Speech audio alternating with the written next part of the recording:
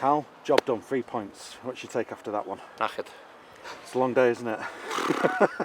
But worth it in the end. When you win, it's always worth it. Listen, we can always point at the negatives when we lose. When they win, they get pushed to one side. We will internally speak about some of the things that we didn't do quite right here today. But when you go away from home against a team that's above you and people think can win this league and win 2-1, doesn't matter how you do it. Sometimes doing it this way, and when you win the way we did today, and I know there's probably 6 of my 10 outfield players probably were about 6 out of 10 in their technical output and in their control of the game. We control games in a much better way than what we did today.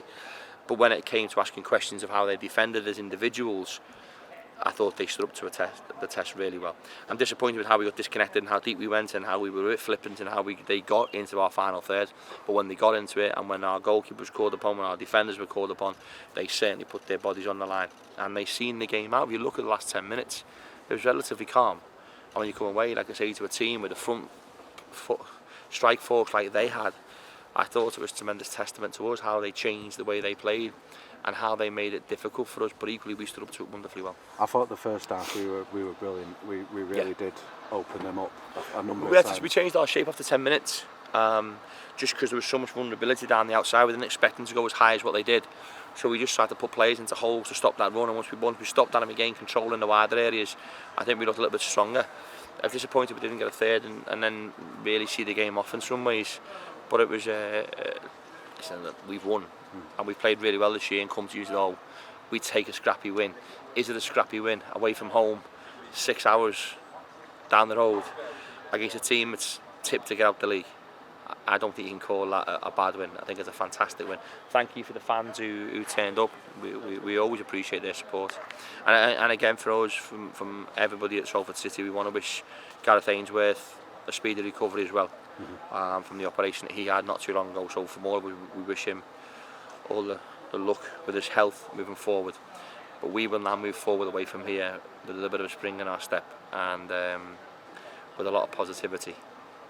It's a good way to draw a line in the league while we head towards the FA Cup. I think we're in the automatic promotion spots now after today.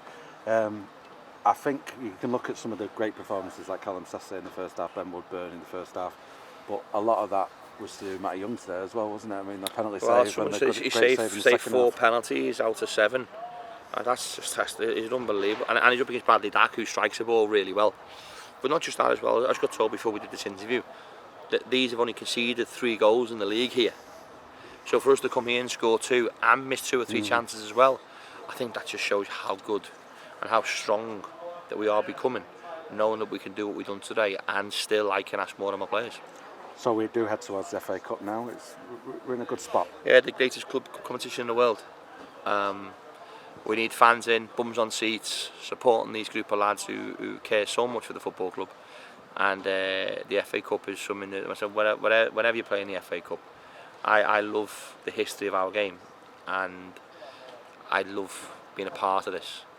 So we'll get ourselves ready for next week, and we'll be excited to challenge against a team who are in the top 2 or 3, I think, in the league above before the game today. So we know how hard that's going to be as well, and we've got to make sure that we're ready for that.